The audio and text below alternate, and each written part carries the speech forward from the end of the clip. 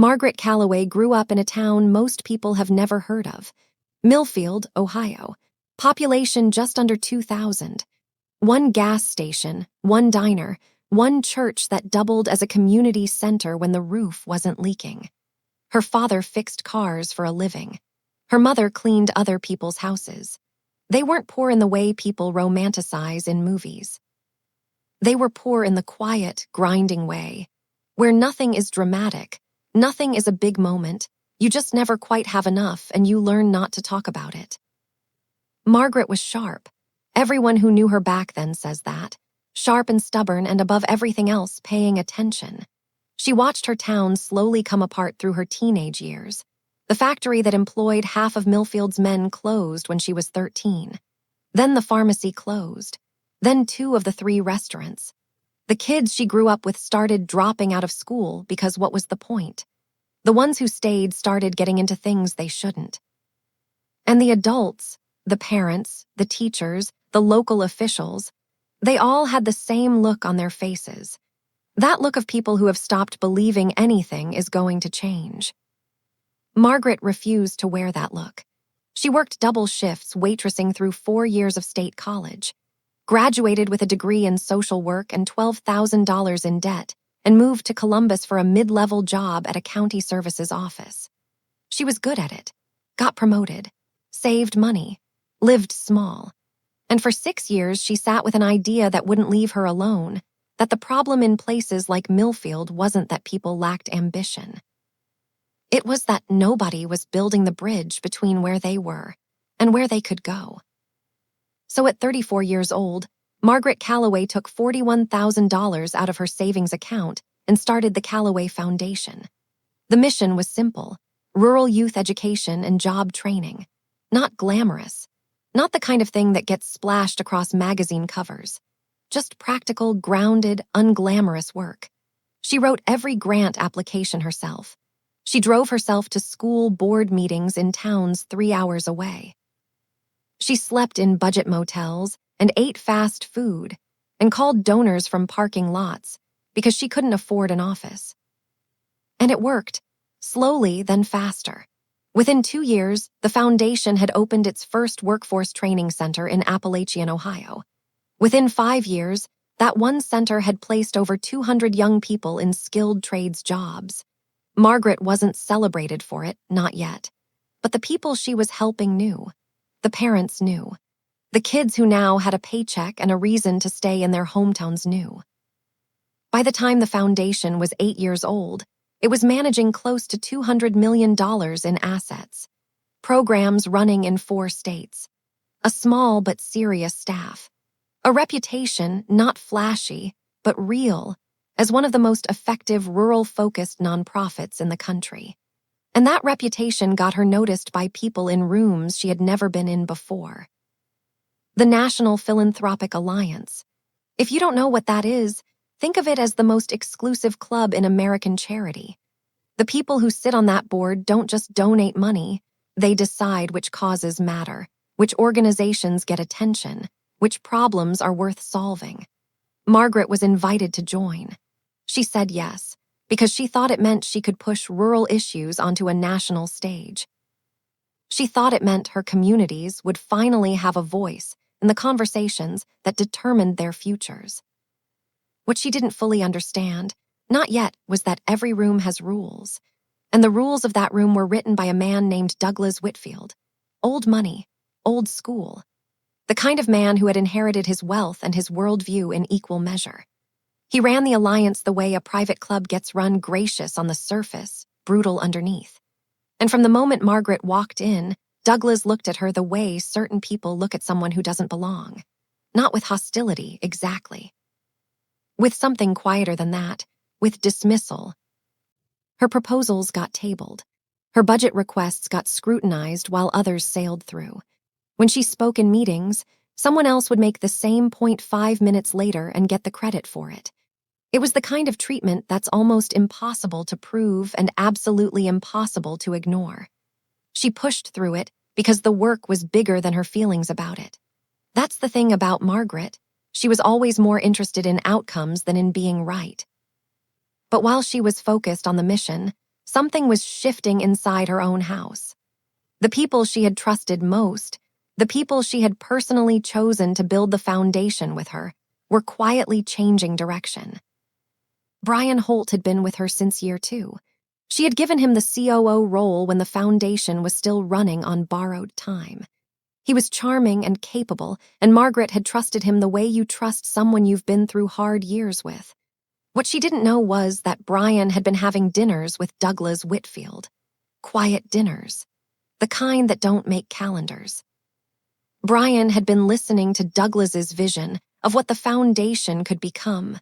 Bigger, more corporate, more aligned with the kind of philanthropy that gets named wings of buildings. And Brian had started to prefer that vision to Margaret's. Sandra Pierce was the board chair.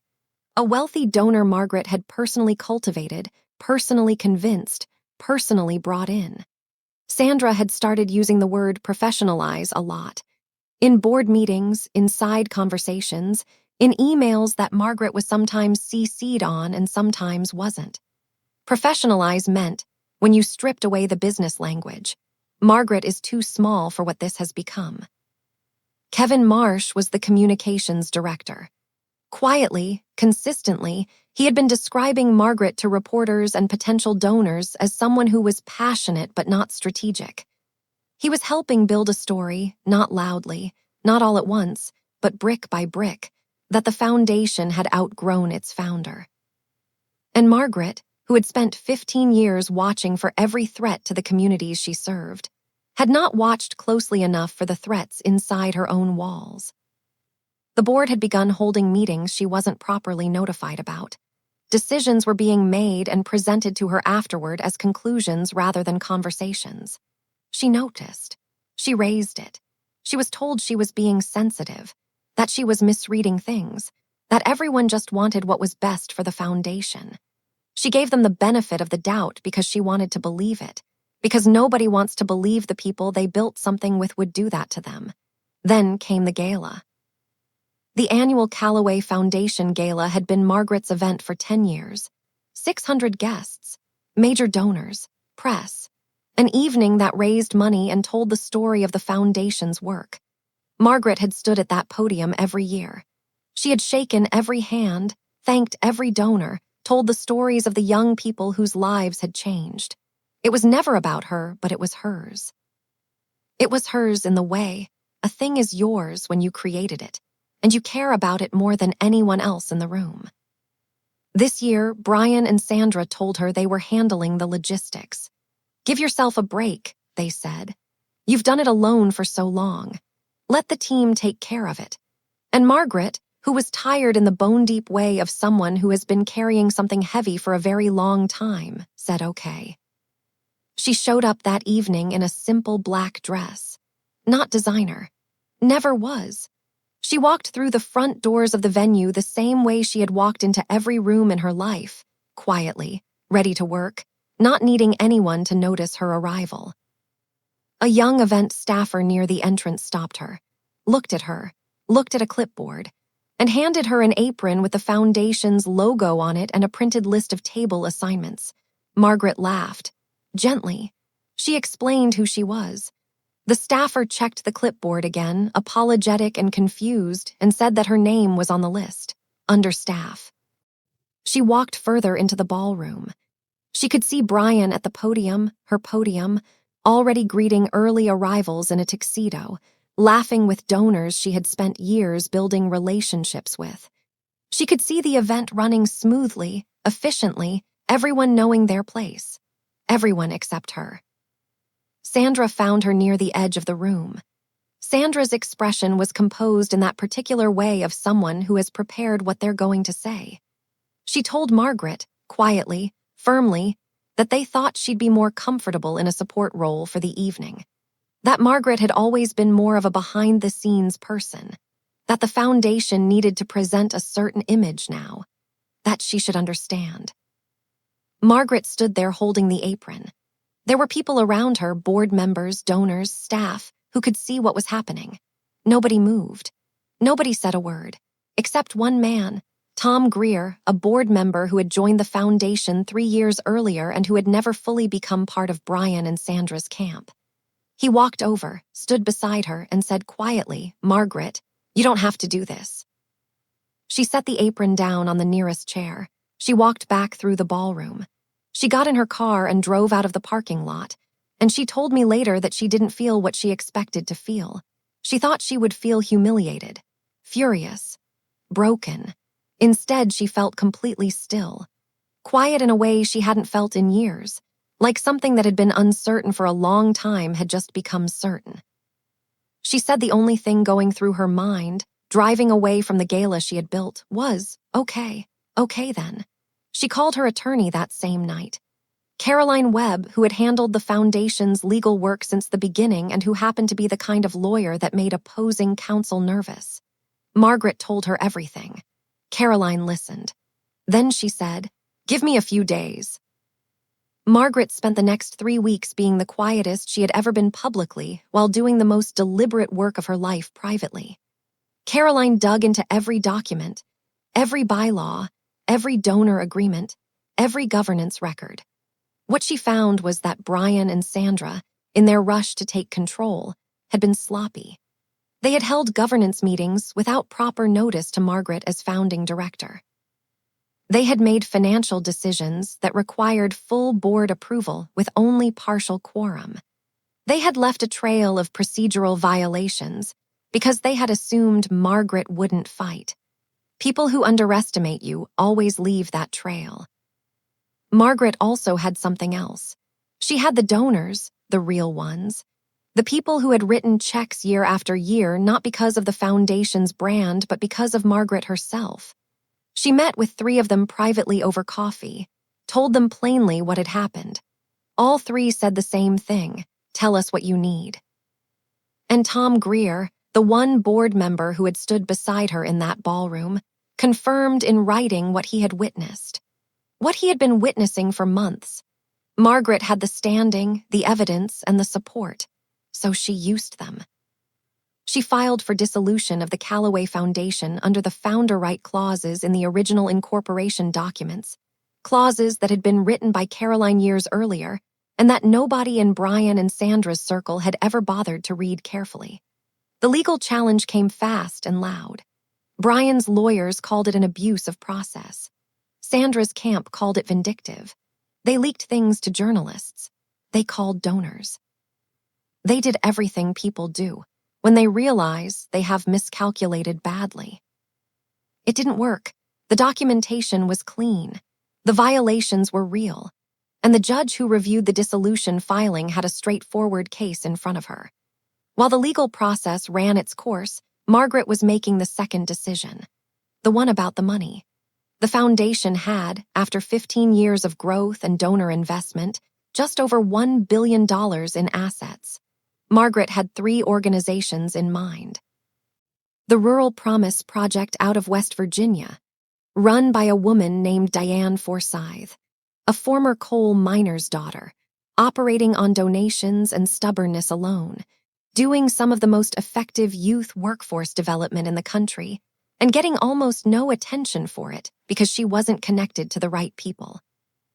The Trades for Tomorrow program in eastern Kentucky, a small job training operation with an annual budget of $400,000 that had been waiting years for the kind of funding that would let it scale. And the Millfield Community Learning Center, named for the town Margaret came from, the town that had started the whole thing, that still existed and still needed what it had always needed. None of these were the organizations Douglas Whitfield would have chosen. None of them had marble lobbies or board members with famous last names. They were exactly the kind of organizations the National Philanthropic Alliance had always treated as too small, too rural, too unglamorous to take seriously. That was, as far as Margaret was concerned, a recommendation. The story broke through Tom Greer and a journalist at a regional Ohio paper who had been covering rural issues for 20 years and understood immediately what it meant. Within 2 days, it was national. Within a week, it was everywhere. Brian Holt resigned from every board he sat on before anyone asked him to. His pivot toward Douglas Whitfield's world never materialized. Douglas had distanced himself before the ink was dry on the first article. Sandra Pierce issued a statement that convinced absolutely no one and quietly disappeared from the philanthropic circuit. Kevin Marsh found the nonprofit sector no longer had any interest in him. Douglas Whitfield found that influence, once questioned publicly, turns out to be more fragile than it looks. Tom Greer was eventually invited onto the advisory boards of two of the recipient organizations. He accepted both. The Rural Promise Project went from a staff of 4 to a staff of 40 within a year of receiving the funding. Trades for Tomorrow opened 3 new training centers. Millfield got the learning center it had needed for 30 years. Young people in places that had been told they didn't matter started getting the same kind of investment that had always gone somewhere else. Margaret moved back to Millfield. She volunteers at the Learning Center twice a week. She drives a 10-year-old Subaru. Her garden gets most of her weekends now. She didn't write a book. She didn't start another foundation. She didn't go on a media tour. She received an award from a national organization a few months after everything settled, and she politely declined it. She kept the apron. It's in her closet. She told me it's useful. Not as a reminder of what they did to her. She doesn't spend much time there, but as a reminder of the moment when everything became clear, when the noise stopped and the path forward was obvious. She said that sometimes it takes something that stark, something that undeniable, to cut through all the years of doubt and negotiation and giving people the benefit of the doubt. She said the hardest part, looking back, wasn't the gala. The gala was just a moment. The hardest part was all the time before it when she sensed what was happening and kept choosing not to see it fully. Kept choosing to believe that the people she trusted were still the people she had trusted them to be. She doesn't blame herself for that, but she wants to be honest about it. Because that's the part of the story, she thinks, that matters most. Not the $1 billion, not the legal victory, not the careers that collapsed. The part that matters is the years of small warnings that she, like most people in her position, found 100 reasonable explanations for. The interrupted sentences. The meetings she wasn't called to. The slow, quiet, entirely deniable process of being made to feel like a guest in something you built. She said, the apron wasn't the insult. The apron was just the moment they finally stopped hiding it. And the moment they stopped hiding it was the moment she finally got free.